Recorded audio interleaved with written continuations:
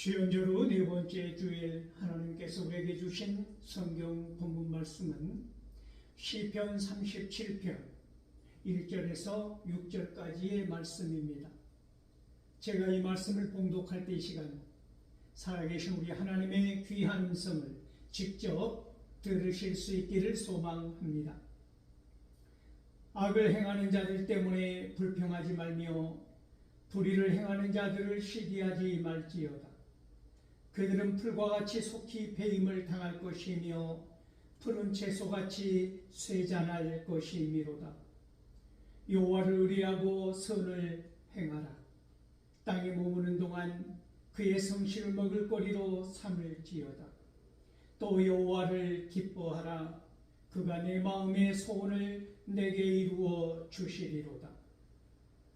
내 길을 여호와께 맡기라. 그를 의지하면 그가 이루시고 내 유의를 빛같이 나타내시며 내 공의를 정오의 빛같이 하시리로다. 아멘. 이 본문 말씀을 가지고 내 길을 여호와께 맡기라 라는 제목으로 피차 은혜를 나누고자 합니다. 사랑하는 성도 여러분, 오늘은 어느덧 1호를 마무리하는 마지막 주일입니다. 세월은 참 빠른데 오늘 이 시간 이 시편 기자는 우리들에게 무슨 통찰력을 보여주는지 전해주는지에 대해서 함께 은혜를 나누고자 합니다. 이 세상에 의인이라고 하면서 살아가는 사람들 가운데서도 그들의 신앙과 삶의 현실 사이의 어떤 괴리에 의해서 많은 갈등을, 불편한 마음을 또는 분노를 가질 수 있다고 하는 사실입니다. 의인이라고 하는 사람들 가운데서도 말입니다. 우리가 익히 잘 알고 있는 갈멜산의 엘리야가 호렙산의 엘리야라고 하는 것이지요. 열왕기상 18장을 보면 바알의 선지자와 아세라의 선지자 합하여 850명의 선지자들이 단 한 사람 엘리야에 의해서 처단되는 상황을 우리는 알고 있습니다. 하나님께서 내려주신 불의 심판에 의하여 그들을 압도하는 엘리야의 모습을 보게 되는데, 이런 엘리야가 이세벨이 이런 엘리야를 죽이겠다고 하는 소식이 전해지지 않습니까? 여기에서 엘리야의 낙심을 우리는 보게 되는데, 엘리야의 생각 속에 하나님을 경외하고 하나님을 의지하는 참다운 선지자는 본인 홀로 남았다고 하는 것이지요. 홀로 맞선 바알의 선지자와 아세라의 선지자 무려 850명을 처단하였음에도 불구하고 이 현실은 달라져 있지 않다고 하는 낙심이지요. 어찌 보면 선지자의 절망이지요. 선지자랄지라도, 그런 엘리야라 할지라도 하나님의 생각을 앞서간다면, 나의 의지와 나의 생각이 하나님의 생각을 덮게 될 경우에 어떠한 분노에 휩싸일 수 있는가? 어떠한 잘못을 우리는 범할 수 있는가? 어떠한 죄를 지을 수 있는가에 대해서 엘리야는 너무나 선명하게 우리들에게 잘 보여주고 있다는 것입니다. 엘리야 선지자가 이럴지인데 우리들의 삶 가운데서 보여지는 분노에 가까운 그 감정은 말할 필요도 없다고 하는 것이지요. 오늘 이 시인은 우리에게 악인의 성공에 대해서 분노하지 말라고 하는 것입니다. 불평하지 말라고 하는 것이지요. 악인들의 성공하는 그 모습을 보고 시기하지 말라고 다윗은 깊은 통찰력을 우리에게 전하고 있다고 하는 것이지요. 명령하고 있다고 하는 것입니다. 의인이 실망하고 좌절하고 절망 가운데 휩싸일 수 있다고 하는 것을 아는 다윗은 이 현실 가운데서 범할 수 있는 그런 사실에 대해서 엄중하게 명령하고 있다고 하는 것입니다.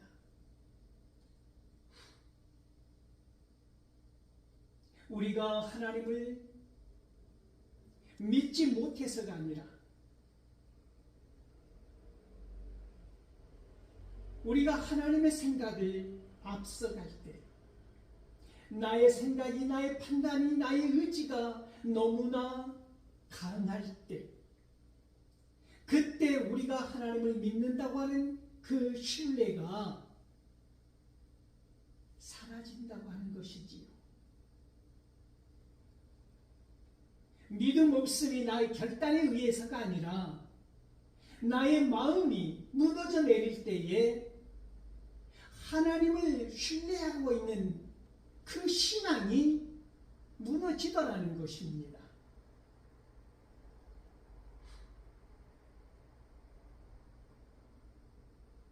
그 갈멜산의 엘리야가 로뎀나무에 기대어서 절망하는 것입니다. 죽기를 간구할 만큼 그런 엘리야를 하나님께서는 천사들을 보내어서 떡과 숯불에 구운 고기를 먹게 하지 않습니까? 어루만지고 쓰다듬어서 호렙산으로 가게 하는 것입니다. 다시 하나님의 음성을 듣게 하고 다시 하나님의 의지를 보게 하고 다시 하나님의 계획을 알게 하는 것, 이것이 우리 하나님의 끊임없는 사랑이라고 하는 것이지요. 우리가 보이지 않을 때 우리가 하나님의 뜻이, 하나님의 의지가, 하나님의 생각이 내 안에서, 내 마음속에서 느껴지지 아니하고 보여지지 아니할 때 우리는 낙심할 수 있고 절망할 수 있다고 하는 것입니다. 의인이라 할지라도 말입니다.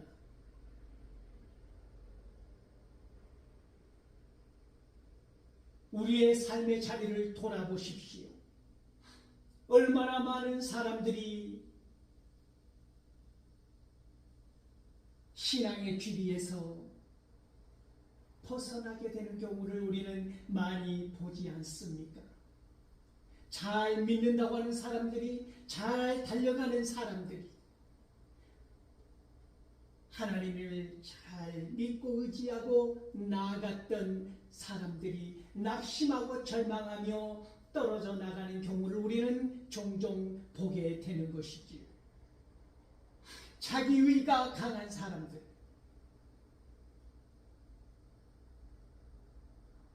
자기 생각이 견고한 사람들,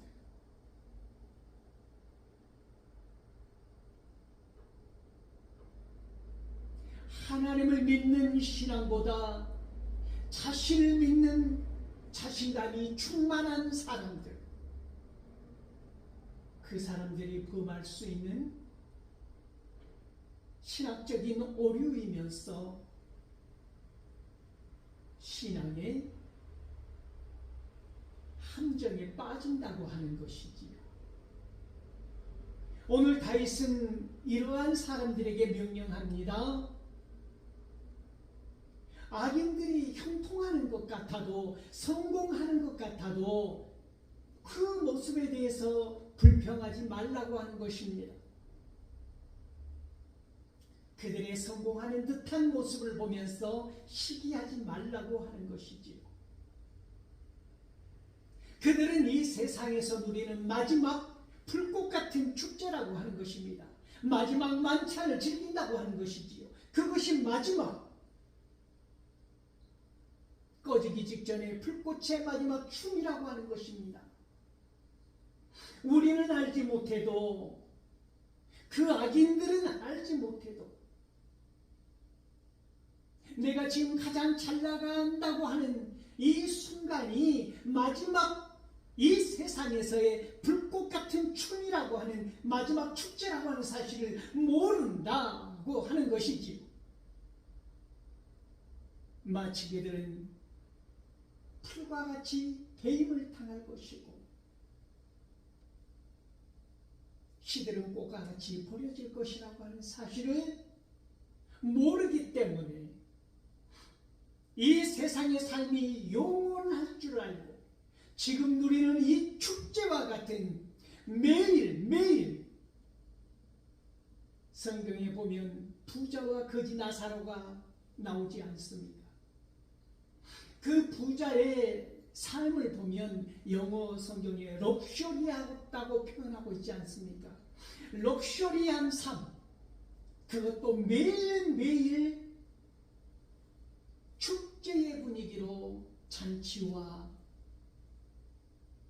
시끌벅적한 그런 삶이 어떻다는 것입니까? 마지막이라고 하는 것입니다. 이 삶 가운데서 천년 만년 살 것 같지만 우리가 간건하면 80이라고 성경은 말하고 있지 않습니까? 그 인생을 사는 동안 오늘 이 다윗의 통찰력은 무엇이냐면, 유한한 삶 가운데서 악인들이 성공하는 것처럼 보여도 그것을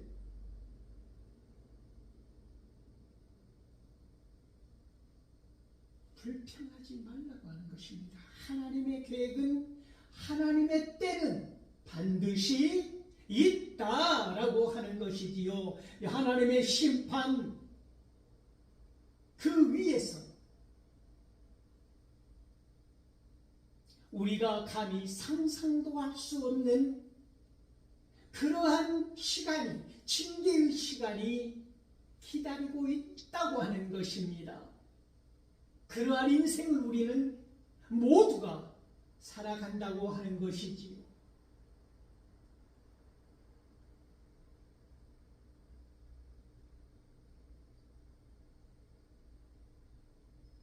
하나님의 때, 하나님의 계획, 하나님의 의지는 우리가 알 수 없어도 반드시 하나님의 심판의 때는 있다고 하는 것입니다. 그러므로 여호와께 맡기고 여호와를 의지하고 선을 행하라고 다윗은 명령합니다. 이 세상에 의지할 것이 아무것도 없다고 하는 것입니다. 무엇을 의지할 수 있겠습니까? 하나님을 의지하는 자,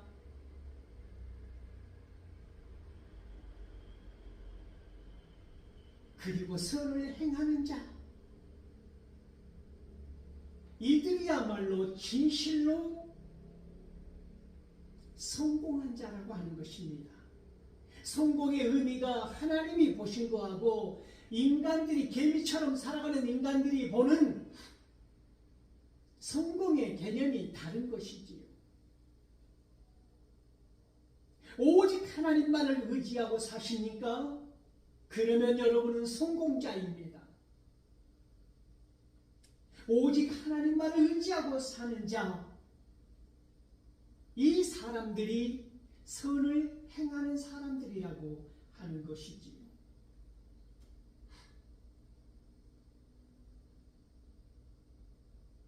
많은 걸 이루어서 하나님은 의지하지 아니하고 물질을 의지하고 권세를 의지하면서 사람 눈치를 보면서 사람들의 줄을 서면서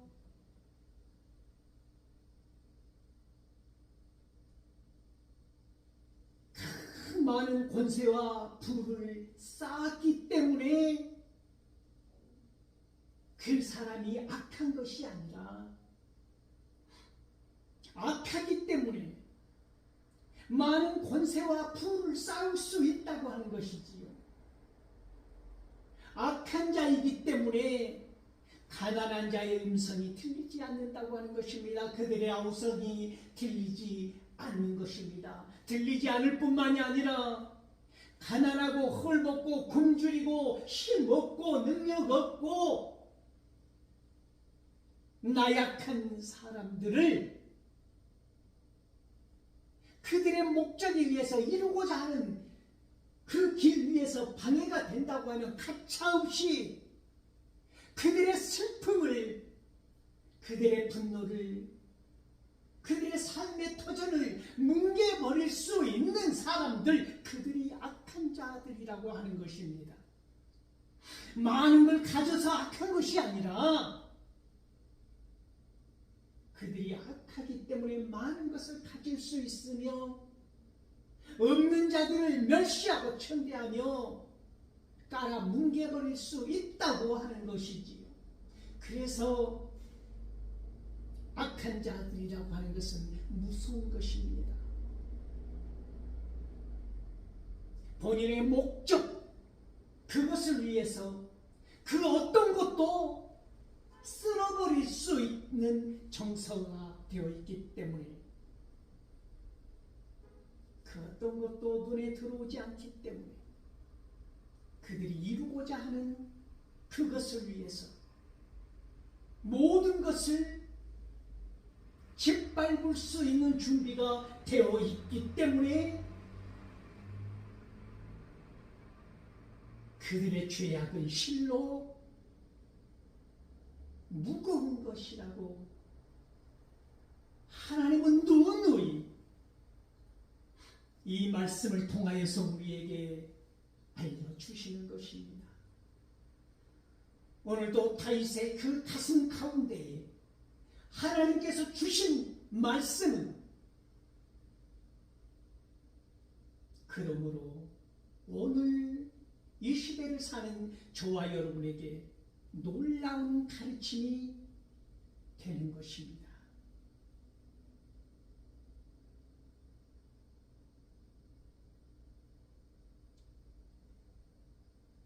하나님을 기뻐하라고 이 시인은 명령합니다.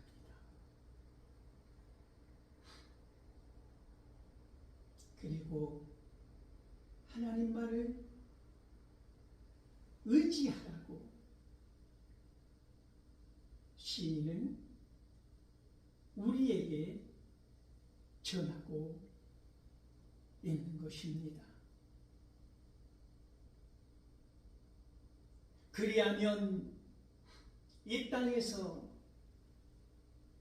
하나님께서 공급해 주신 그것으로 말미암아 충분하고 충분하리라고 이 시인은 노래하고 있는 것이지요. 마태복음 6장 25절에서 34절 말씀을 보면 예수님께서는 우리에게 염려하지 말라고 말씀하고 계시지 않습니까? 공중에 나는 새를 보라. 그것들을 키우거나 케어하지 공중에 나는 새들이 살아간다고 하는 것이지요. 불러들여서 먹이를 주거나 잠자리를 제공하거나 그러지 않아도 새들은 살아간다고 하는 것입니다. 하나님의 돌보심에 의해서. 들의 꽃도 마찬가지라고 하는 것이지요. 심지도 아니하고 가꾸지도 아니하여도 솔로몬이 누렸던 그 영광과 영화보다 들꽃 들풀이 훨씬 더 아름다운 꽃을 피우고 살아간다고 하는 것이지. 그러므로 염려하지 말라고 하는 것입니다. 공중에 나는 새와 들에 피는 이 들꽃도 하나님께서 이렇게 키우고 자라게 하시는데 하물며 너희들이야 얼마나 많은 사랑과 정성으로 우리 하나님께서 우리를 위하여 사랑을 베풀어 주시겠느냐고 하는 말씀입니다. 그러므로 무엇을 먹을까, 무엇을 마실까, 무엇을 입을까 염려하지 말라고 하는 것입니다. 이것은 이방인들이 구하는 것이라고. 그런 걸 구하지 아니하여도 주신다고 하는 것이지요. 하나님만 의지하며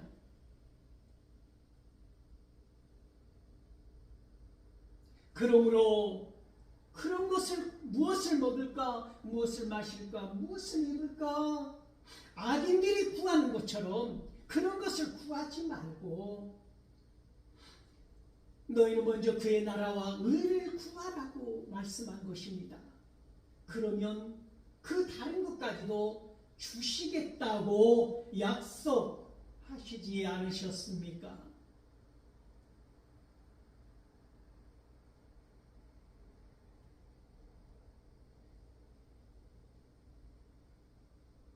열왕기상 3장 10절에서 14절 말씀을 보면 솔로몬이 간구하는 것이 하나님의 마음에 들었다고 하는 표현이 있지 않습니까? 솔로몬이 무엇을 구하였기에 하나님의 마음에 들었을까요? 솔로몬이 구한 것은 어떤 부나 어떤 권력이나 어떤 자기의 원수와 적들이 멸하기를 구한 것이 아니라 무엇을 구하였다고 하는 것입니까? 솔로몬이 구한 것은 송사를 위하여 그것을 제대로 판단할 수 있는 지혜를 구하였다고 하는 것입니다. 그것 하나, 그것이 하나님의 마음에 들었다고 하는 것이지요. 그래서 하나님께서는 솔로몬에게 무엇을 약속한 것입니까? 네가 구한 것뿐만이 아니라 어떤 다른 부귀와 영화도 너에게 주겠다. 너 이전에도 너 이후에도 너와 같은 왕은 없을 것이다. 그러면서 하나의 조건을 말씀하셨다는 것이지. 네가 만일 너의 아버지 다윗처럼 나의 길을 행한다면, 내 길을 간다면 너의 날이 길리라. 이런 약속을 주셨다는 것이지요.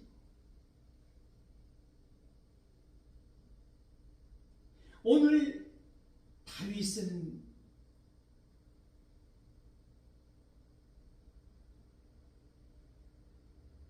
우리들에게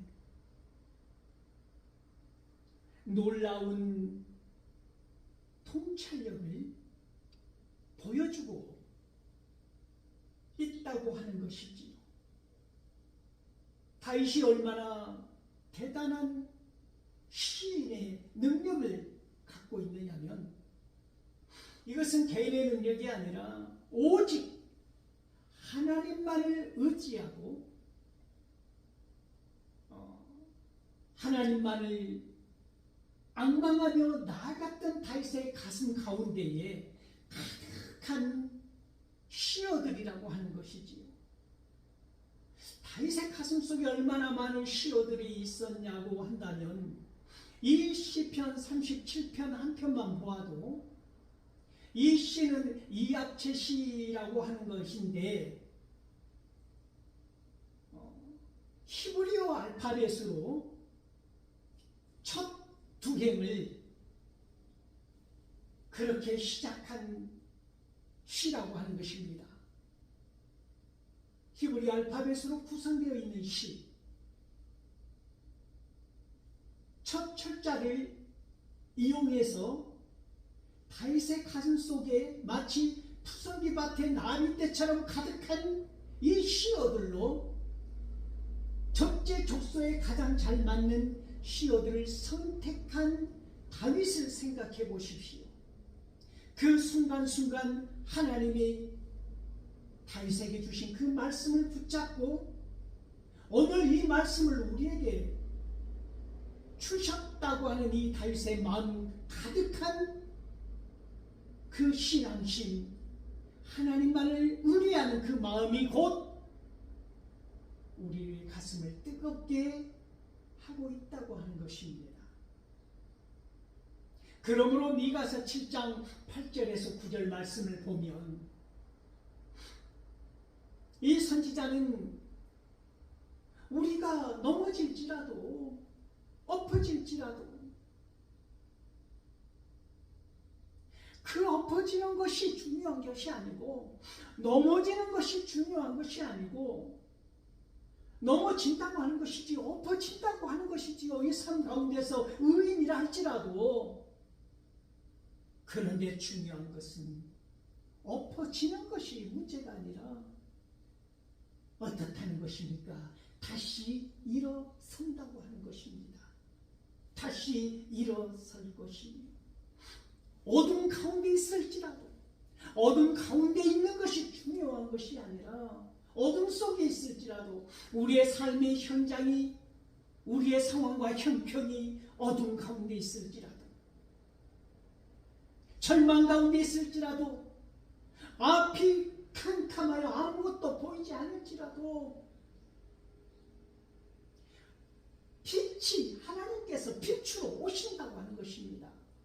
빛으로 비춰 주실 것이라고 말씀하고 있다고 하는 것이지. 우리가 쓰러지고 좌절하고 낙심하고 넘어질지라도 엎어질지라도 우리를 거듭 일으켜 세워서 우리가 일으켜 세우고 우리를 다시 나아가게 하여서 빛으로 빛과 같이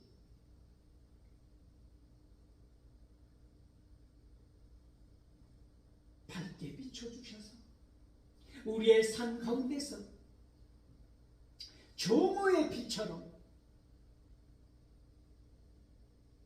우리의 공의가 정오의 빛처럼 환한 것을 비추는 것을 보리라고 말씀하고 있다는 것입니다. 이 시인은 악인들을 성공하는 것처럼 보이는 악인들을 불평하거나 그들의 삶이 성공한 것처럼 보이는 그런 것들을 시기하지 말라고 말합니다. 왜 그렇습니까?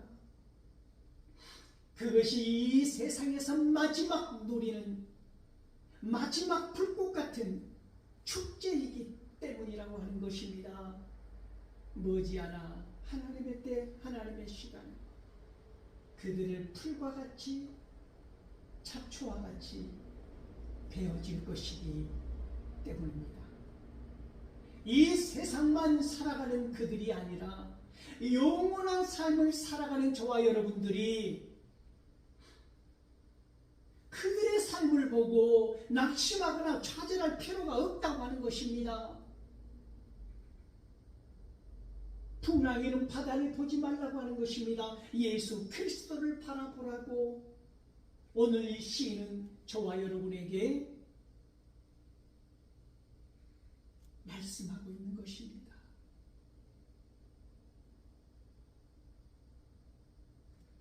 우리의 모든 길을 여호와께 맡길 때 진실로 우리는 형통한 자, 성공한 자의 삶을 살아간다고 하는 사실을 기억하실 수 있기를 소망합니다.